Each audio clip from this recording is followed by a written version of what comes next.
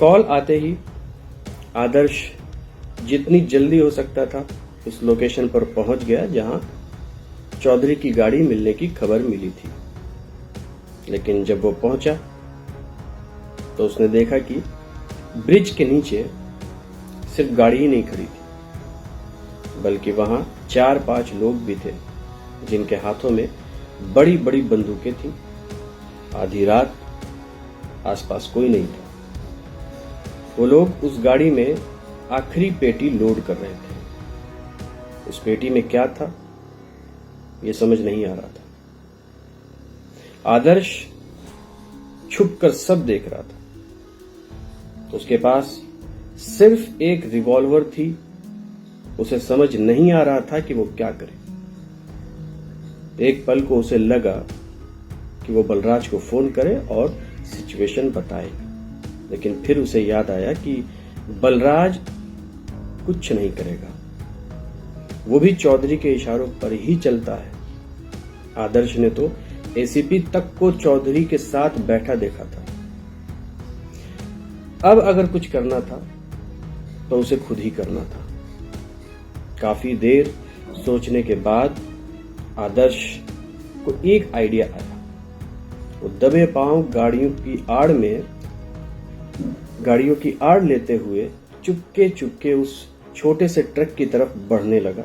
यहां चौधरी के आदमियों ने आखिरी पेटी रखकर उस छोटे से ट्रक का दरवाजा बंद कर दिया। एक आदमी दूसरे को इंस्ट्रक्शन दे रहा था कि तभी अचानक ट्रक स्टार्ट हो गया। सब हड़बड़ा गए।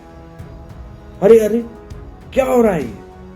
उन्हें समझ आ गया कि कोई ट्रक लेकर भाग रहा है, और वो कोई और नहीं बल्कि आदर्श था, जो छुपकर ट्रक में चढ़ गया था और उसे स्टार्ट कर दिया था। वो सारे लोग अपनी अपनी बाइक पर सवार होकर ट्रक का पीछा करने लगे। आदर्श ने अपने मुंह पर रुमाल बांध लिया था, इसलिए वो लोग उसका चेहरा नहीं देख पाए। दूर से ही वो चिल्ला रहे थे, तुझे पता नहीं ये गाड़ी किसकी है? क्यों अपनी मौत को दावत दे रहा है? रोक दे, अभी रोक दे। दूसरे ने कहा, अरे गोली चला, गोली चला। धुआंधार फायरिंग शुरू हो गई, लेकिन आदर्श नहीं रुका, बल्कि उसने और तेज स्पीड में गाड़ी भगाई। गाड़ी शहर के बाहर पहुंच गई। वहां एक पहाड़ी थी और जंगली रास्ता था। उन लोगों ने आदर्श का इतना बुरा हाल कर दिया था भगा भगा कर कि अब उसके पास और कोई रास्ता नहीं बचा था। आदर्श को यकीन हो चला था कि अब वो लोग उसे पकड़ ही लेंगे। उसके पास बचने का कोई रास्ता नहीं था। लेकिन न जाने आदर्श के दिमाग पर कैसा जुनून सवार था। उसने सामने खाई देखी और अचानक ट्रक को मोड़ दिया। ट्रक सीधे खाई की तरफ चल पड़ा। सभी लोग अपनी अपनी बाइक रोककर हैरानी में खड़े रह गए।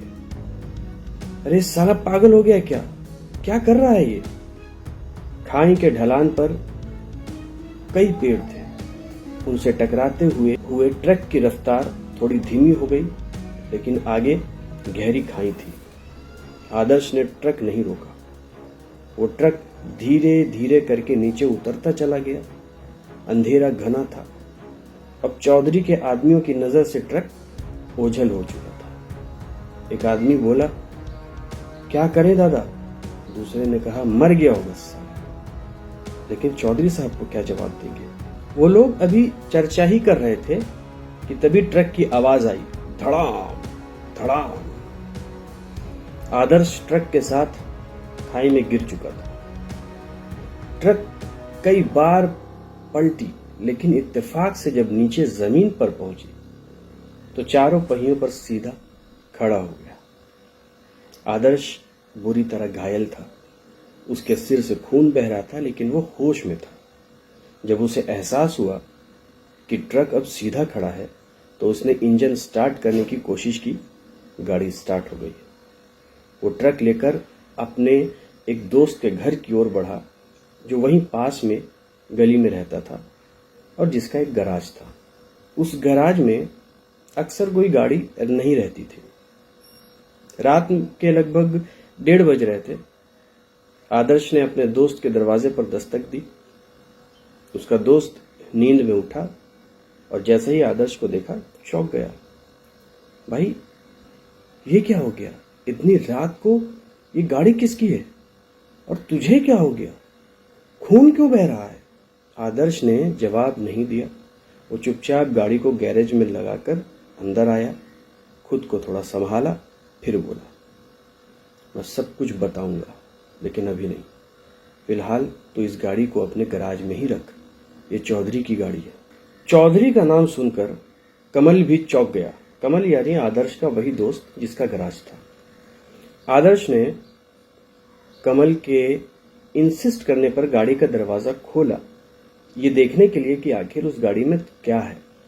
और जब अंदर देखा तो दोनों दंग रह गए। गाड़ी में नोटों की गड्डियां भरी हुई थी। पूरा ट्रक जैसे पैसों से लदा था। आदर्श सोचने लगा कि अब क्या किया जाए। दिमाग में कई ख्याल आ रहे थे पर कुछ भी साफ नहीं था। उधर कमल इस गाड़ी को रखने से डर रहा था। आखिरकार आदर्श ने उसे समझाया, भाई बस आज रात के लिए रख ले, मैं कल तक इसका कुछ न कुछ इंतजाम करूंगा। अभी मैं कुछ भी सोचने की हालत में नहीं हूं। कमल डर गया था, लेकिन दोस्ती के नाते उसने हामी भर दी। अगले दिन माहौल बदल चुका था। आदर्श अपने मम्मी पापा के साथ गुड़िया के घर गया था शादी की बातचीत के लिए। गुड़िया के पापा से बात तो हो रही थी, लेकिन आदर्श का मन कहीं और था। वो खोया खोया लग रहा था। गुड़िया ने यह बात महसूस की। वो सोचने लगी, आदर्श इतना परेशान क्यों है? ये कुछ छिपा रहा है मुझसे। उधर आदर्श के दिमाग में बस एक ही बात घूम रही थी, उस गाड़ी का क्या करूं? चौधरी जरूर कोई ऑप्शन लेगा, कहीं पता न चल जाए कि मैं ही था। दूसरी तरफ चौधरी अपने आदमियों की क्लास ले रहा था। बड़ा हरामियों, कोई ट्रक लेकर भाग गया और तुम खड़े खड़े देखते रहे। एक आदमी बोला, साहब मुझे लगता है वो पुलिस वाला था, वही जिसने आपके अखाड़े में पिटवाया था। दूसरा बोला, पागल है क्या? उस बेवकूफ में इतना दम कहां से आ जाएगा? चौधरी थोड़ा हैरान हुआ, लेकिन फिर पहले वाले आदमी ने कहा, साहब मां कसम मैंने उसकी आंखें देखी थी, मुंह पर रुमाल था, लेकिन आंखें वही थी। मैंने उसे उस दिन गौर से देखा था, वही पुलिस वाला था। चौधरी उसके पास आया, आंखों में घूरते हुए पूछा, तुझे पूरा यकीन है? हाँ साहब, 100% यकीन है। अब चौधरी भी टेंशन में आ गया था। उस गाड़ी में रखा पैसा दरअसल किसी को पेमेंट के तौर पर जाना था, और वो कोई आम आदमी नहीं था। वो खुद चौधरी से भी बड़ा डॉन था।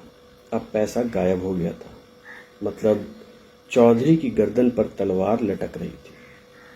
उधर चौधरी पर लगातार विदेश से कॉल आ रहे थे। वो आदमी जिसे पैसा पहुंचाना था बार बार धमकी दे रहा था, अगर इस बार पेमेंट में देरी हुई तो तेरा गेम खत्म। चौधरी की जान पर बनाई थी। अब जब उसे शक होने लगा कि शायद आदर्श ही पैसे लेकर भागा है, तो उसका गुस्सा और बढ़ गया। उस कमीने को मेरे सामने पेश कर, उसको मैं निपटता हूं, चौधरी ने गुस्से में अपने आदमी से कहा। हालांकि अब भी वो पूरी तरह कंफर्म नहीं था, इसीलिए वो देखना चाहता था कि कहीं बेवजह आदर्श पर तो शक नहीं कर रहा। इसी बीच आदर्श गुड़िया के घर अपने मम्मी पापा के साथ बैठा था।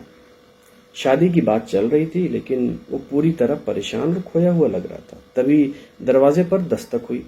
एक पड़ोसी ने आकर कहा, आदर्श भाई आपको कोई ढूंढ रहा है बाहर। चूंकि गुड़िया का घर और आदर्श का घर आमने सामने था, वो उठकर बाहर आया। बाहर एक अजीब आदमी खड़ा था, छोटी हाइट, अधेड़ उम्र, मुंह में पान और चेहरे पर एक शरारती मुस्कान थी। आदर्श उसे पहचान नहीं पाया। थोड़ा कंफ्यूज होकर बोला, हाँ जी बोलिए। उस आदमी ने मुस्कुराकर धीमे से आवाज में कहा, कल जो टिप दी थी वो वाली, पैसा कहाँ है? ये सुनते ही आदर्श का चेहरा एकदम से बदल गया। वो इधर उधर देखने लगा, कहीं किसी ने सुन तो नहीं लिया। फिर उसने पूछा, कौन हो तुम और मुझे वो टिप क्यों दी थी? आदर्श ने सख्त लहजे में पूछा। वो आदमी हंसते हुए बोला, अरे भाई, आपको चौधरी से दुश्मनी हो चुकी है ना आपकी। अखाड़े में जो आपकी पिटाई हुई थी, मैं भी वहां मौजूद था। आपने मुझे नहीं देखा, लेकिन मैं चौधरी के किसी काम से वहां गया था। उसने मेरी भी बेइज्जती की थी एक बार। बस तभी से मौका ढूंढ रहा था बदला लेने का। आपके अंदर उस दिन पिटाई खाने के बाद जो आग देखी, मुझे यकीन हो गया आप कुछ बड़ा करने वाले हैं। फिर उसने धीरे से कहा, अब भाई पैसा मिल गया है तो मिल बांट के खा लेते हैं, आप आधा मैं आधा, और फिर ऐश करते हैं। आदर्श का चेहरा सख्त हो गया। उसने गुस्से में कहा, वो पैसा सरकारी है और तू ये सब भूल जा। अगर आइंदा ऐसी बात की तो तुझे भी गिरफ्तार कर लूंगा। वो आदमी खिलखिलाकर हंसने लगा। गिरफ्तार कर लेंगे? अच्छा जी, तो फिर मैं जा रहा हूं चौधरी को बताने की पैसा कहाँ है। वो खुद ही आकर आपसे निपट लेगा। रही बात कानून की, तो चौधरी कानून के साथ कैसे खेलता है ये तो आप भी जानते हैं, और मैं भी। इतना कहकर वो आदमी धीरे से मुस्कुराता हुआ वहां से जाने लगा। अभी वो मुश्किल से 10 कदम ही गया था कि आदर्श की हालत बिगड़ने लगी। उसने आवाज लगाई, सुनो, इधर आओ। गुड़िया के घर से आदर्श के पापा और गुड़िया के पापा देख रहे थे कि आदर्श उस अनजान आदमी से क्या बात कर रहा है। वो आदमी दोबारा लौटा और बोला, हाँ बोलो, क्या कहना है? आदर्श ने पूछा, कितना पैसा चाहिए तुझे? उस आदमी ने कहा, अरे बोला तो कि 50-50 होगा भाई, इतना ज्यादा परसेंट दे रहा हूं, और क्या चाहिए आपको? आदर्श काफी देर तक सोचता रहा। फिर उस आदमी ने खुद ही पूछा, लेकिन वो गाड़ी कहाँ है और पैसा कहाँ है, ये तो बताइए। एक पल को आदर्श को लगा कि हो सकता है ये आदमी चौधरी का ही भेजा हुआ हो और उसे गुमराह कर रहा हो। लेकिन अगले पल उसे याद आया कि अगर ऐसा होता तो उस फोन के टिप वाली बात उसे कैसे पता होती। आखिर में आदर्श ने उसे अपने दोस्त कमल के घर आज मिलने बुलाया। सोचा, अच्छा है, कम से कम वो गाड़ी ले जाए, पैसा ले जाए, ताकि उसके सिर से ये बोझ हटे। शायद उसने गलत कदम उठा लिया था। शायद उसे चौधरी से इतना बड़ा पंगा नहीं लेना चाहिए था। अच्छा हुआ कि उसने मुंह पर रुमाल बांधा हुआ था, किसी ने पहचाना नहीं। गैराज में पहुंचने के बाद जब आदर्श ने गाड़ी खोलकर उस आदमी को दिखाया तो वह पागल सा हो गया। नोटों की गड्डियां देखकर वो उछलने लगा। बोला, अरे भाई, मजा आ गया, जिंदगी में इतना पैसा कभी नहीं देखा। अब तो मैं मालामाल हो जाऊंगा, अय्याशी करूंगा, विदेश जाऊंगा, क्या बोलते हो भाई? कमल और आदर्श दोनों ही चुपचाप हाथ बांधे खड़े थे, देख रहे थे उसे। आदर्श ने कहा, देख, गाड़ी ले जा और यहां से निकल जा। तेरे मेरे रास्ते अब अलग हैं। भूल जा कि तूने मुझे फोन करके कुछ बताया था। इतने में आदर्श का फोन बजने लगा। उसने फोन उठाया। दूसरी तरफ थानेदार बलराज था, जिसने कहा, चौधरी तुझे बुला रहा है। यह सुनकर आदर्श थोड़ा टेंशन में आ गया। उसके हाव भाव बदलने लगे। फोन रखने के बाद उस खबरी ने पूछा, क्या हुआ, आप टेंशन में क्यों लग रहे हो? आदर्श ने कहा, सुन, अभी गाड़ी मत ले जा, यहीं पर रहने दे। इसके साथ क्या करना है मैं बताऊंगा। शायद चौधरी को भनक लग गई है। यह सुनकर वो आदमी भी घबरा गया। क्या बात कर रहे हो भाई? कुछ भी हो जाए उसे पता नहीं चलना चाहिए कि गाड़ी यहाँ है, नहीं तो वो सिर्फ तुम्हें ही नहीं, मुझे भी लटका देगा। आदर्श ने उसे समझाया, गाड़ी यहीं छोड़ दे। कमल से एक दिन का और समय लिया गया। उस आदमी यानी खबरी ने भी कहा, सुनो, इस गाड़ी का इंतजाम कहाँ करना है, कैसे करना है, मैं देख लूंगा। तब तक आप चौधरी से मिलकर आओ, मामला सेटल करके आना। आदर्श चौधरी के घर चला गया। आदर्श ने देखा कि वहां बलराज पहले से मौजूद था। चौधरी पूरी तरह बौखलाया हुआ था। आदर्श के पहुंचते ही उसने उसका कॉलर पकड़ लिया और गुस्से में चिल्लाया, कहाँ है मेरा पैसा? जल्दी बता, नहीं तो छोड़ूंगा नहीं मैं तुझे, जान से मार दूंगा। लेकिन आदर्श ने अनजान बनते हुए कहा, कैसा पैसा? मैं कुछ समझा नहीं। आदर्श अपनी एक्टिंग बहुत अच्छे से कर रहा था, लेकिन तभी चौधरी के एक आदमी ने कहा, ओहो, बड़ा होशियार बनता है। कल रात को हमने देखा था, तूने मुंह पर रुमाल बांधा हुआ था, हमें अच्छे से पता है तू ही था।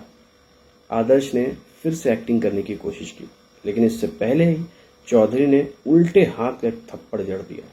थप्पड़ पड़ते ही आदर्श का दिमाग घूम गया।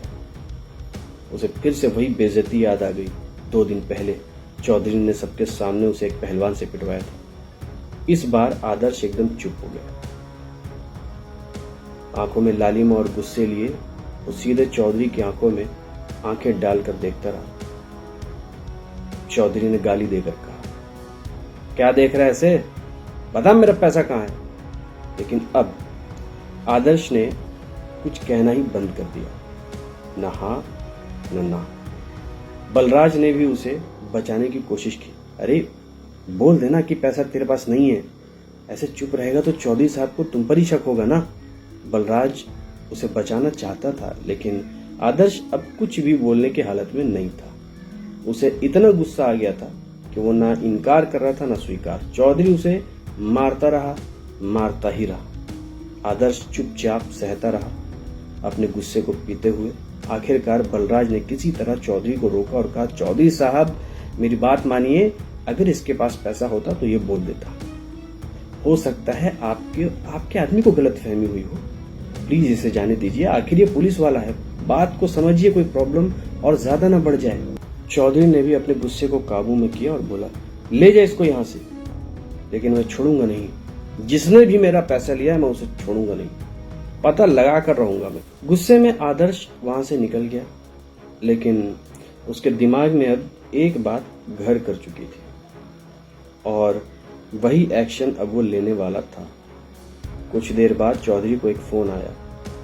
कॉल करने वाला कोई और नहीं, खुद आदर्श था। फोन पर आदर्श ने कहा, पैसा मेरे पास ही है, अगर चाहिए तो यमुना नदी के किनारे आकर ले जा। ये सुनते ही चौधरी अपने आदमियों के साथ गाड़ियों में बैठकर निकल पड़ा। चलो जल्दी चलो जल्दी। चौधरी गुस्से में पागल हो चुका था।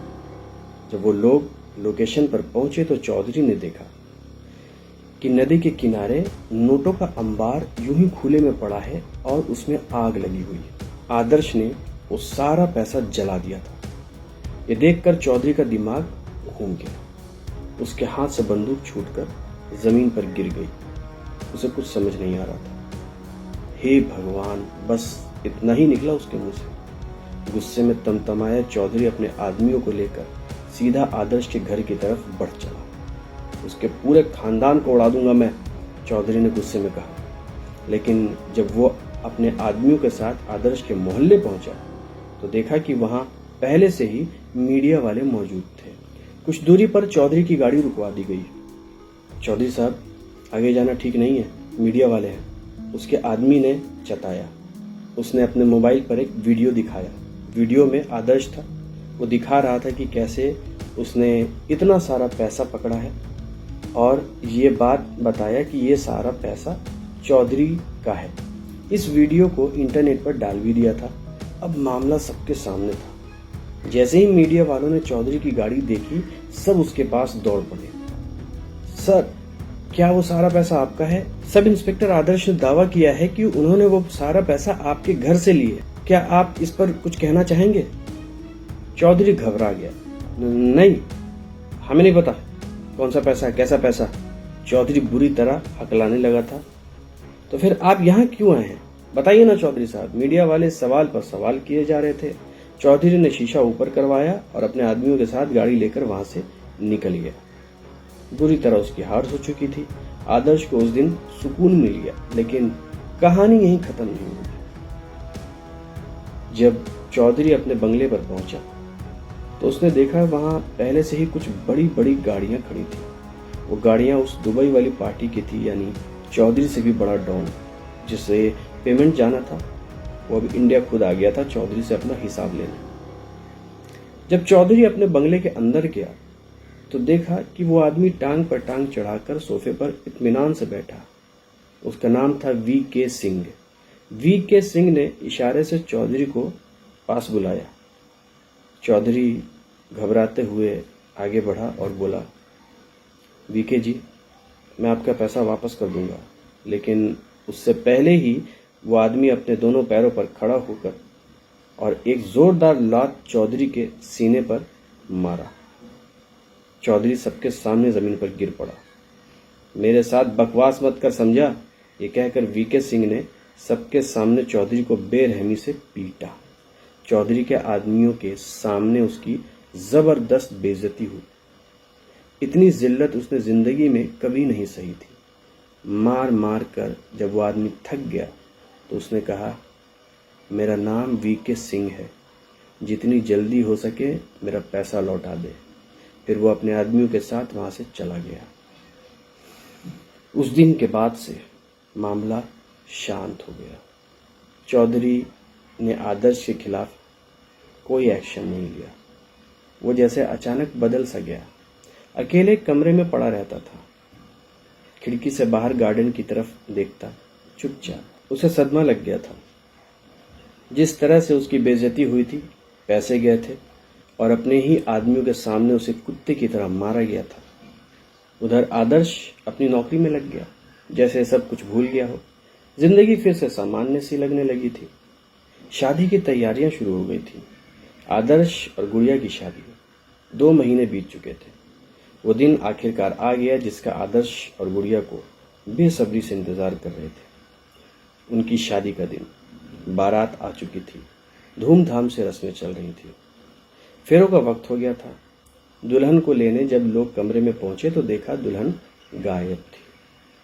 थोड़ी ही देर में माहौल हंसी खुशी से डर और सनसनी में बदल गया। आदर्श को भी महसूस हो गया था कि कुछ तो गड़बड़ है।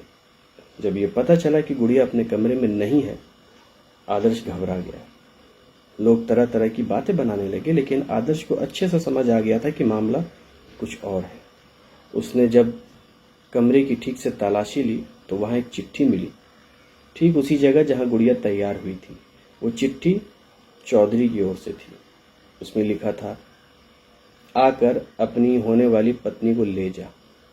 ये पढ़ते ही आदर्श के होश उड़ गए, लेकिन अब खून सवार हो चुका था आदर्श के सिर पर। वो हर चीज सह सकता था, लेकिन जब बात गुड़िया की आई थी तो उसका आपक हो गया। बिना किसी से कुछ कहे चुपचाप वहां से निकला। अपनी बाइक पर बैठा और सीधा चौधरी के बंगले की ओर निकल गया। लोग पूछते रहे क्या हुआ, लेकिन आदर्श ने किसी को जवाब नहीं दिया। जब वह चौधरी के बंगले के पास पहुंचा तो कुछ अजीब लगा। अमूमन दरवाजे के पास सिक्योरिटी गार्ड खड़े रहते थे, लेकिन अभी वहां कोई नहीं था। एक अजीब सी खामोशी थी। आदर्श थोड़ा चौकन्ना हो गया। आखिर इतनी शांति क्यों? धीरे धीरे वो गेट के अंदर दाखिल हुआ। सामने का लॉन पार कर गया, लेकिन हर तरफ अभी भी सन्नाटा था। जैसे ही वो मेन दरवाजे के करीब पहुंचा तो देखा दरवाजा खुला हुआ था। अंदर किसी चीज की हल्की झलक मिली, कुछ लटकता हुआ। जैसे जैसे वो करीब गया तो उसकी आंखें फटी की फटी रह गई। जो चीज छत से लटक रही थी वो कोई वस्तु नहीं थी, गुड़िया की लाश थी। उसे रस्सी से फांसी पर लटकाया गया था। आदर्श वहीं घुटनों पर गिर गया बिना आवाज किए। उसकी आंखों से आंसू बहने लगे। ऐसा लगा जैसे शरीर की सारी जान निकल गई हो। कुछ पल बाद एक जोरदार चीख उसके गले से निकली। उसकी आंखें लाल हो चुकी थी। तभी उसने देखा चौधरी अपने आदमियों के साथ हंसता हुआ अंदर से बाहर आ रहा था। उनके हाथों में हथियार थे। न जाने उस पल आदर्श के भीतर कहां से वो ताकत आ गई। वो झपटा और एक एक करके चौधरी के आदमियों को मारने लगा। जिसके हाथ में जो हथियार दिखता उसे छीन कर हमला कर देता। हथियार नहीं मिलता तो अपने हाथों से ही हड्डियां तोड़ देता। कोई भी उसे रोक नहीं पा रहा था। चौधरी के सबसे ताकतवर पहलवान भी उसके सामने बेबस हो रहे थे। चौधरी घबरा गया था। डर के मारे वो अंदर की ओर भागा। कुछ ही मिनटों में वहां लाशों का ढेर लग चुका था। आदर्श के कपड़े खून में लथपथ थे, लेकिन अब भी वो रुक नहीं रहा था। उसकी आंखों में अब सिर्फ एक चीज दिखाई दे रही थी, चौधरी की मौत। वो उसका पीछा करते हुए बंगले के अंदर घुसा, सीधे उस कमरे में पहुंचा जहां चौधरी छुप कर बैठा हुआ था। और फिर आदर्श ने चौधरी को पकड़ लिया। मुझे माफ कर दे, मुझे माफ कर दे, चौधरी गिरगिट की तरह गिड़गिड़ा रहा था, लेकिन आदर्श अब खुद को रोक नहीं पाया। उसी वक्त उसने चौधरी का भी सफाया कर दिया। इतने बड़े खून खराबे के बाद जब थानेदार बलराज वहां पहुंचा और उसे सारी सच्चाई समझ में आई, तो सबसे पहले उसने आदर्श को वहां से भगा दिया। उसने सबूत मिटाने की कोशिश की, जैसे आदर्श वहां कभी आया ही ना हो। मामला दबाने के लिए एक कहानी गढ़ दी गई कि एक गैंग वॉर में चौधरी और उसके लोग मारे गए, और यह सब दुबई के डॉन ने करवाया क्योंकि चौधरी उसका पेमेंट नहीं चुका पाया था। इस हादसे को अब 2 साल बीत चुके हैं। अब का आदर्श चुपचाप पुलिस चौकी में बैठा है, एक बूढ़े आदमी की चोरी की रिपोर्ट लिख रहा है। वो अब वो आदर्श नहीं रहा, न जुनून, न गुस्सा, न जोश, बस एक शांत बेजान सा इंसान बन चुका है। किसी से ज्यादा बात नहीं करता। उसकी आंखों में अब वो चमक नहीं रही, जैसे आत्मा ही निकल चुकी हो। वो बस काम करता है, जैसे नौकरी निभा रहा हो। जो सीनियर कहे उतना कर देता है, न लड़ता है न बहस करता है। रात को घर आता है, खाना खाता है, नहा धोकर बालकनी में जाकर चुपचाप बैठ जाता है। वहीं बैठकर उस जगह को देखता है जहां कभी गुड़िया खड़ी हुआ करती थी और उसे देखा करती थी। वो बस देखता रहता है, शब्द नहीं, आवाज नहीं, बस खामोशी और यादें। वहीं बैठे बैठे कभी कभी उसे नींद आ जाती है। सुबह तैयार होकर ड्यूटी पर निकलता है तो जाते जाते एक नज़र फिर उसी बैल्कनी पर डालता है, मानो गुड़िया अब भी वहीं खड़ी हो, उसे देख रही हो, मुस्कुरा रही हो और कह रही हो, पुलिस की वर्दी में बहुत हैंडसम लग रहे हो। आदर्श हल्की सी सांस लेता है, फिर बाइक स्टार्ट करता है और चुपचाप निकल जाता है। ये कहानी थी दोस्तों, प्लीज़ कमेंट में बताइएगा कैसी लगी। मिलते हैं एक नई कहानी के साथ। शुक्रिया।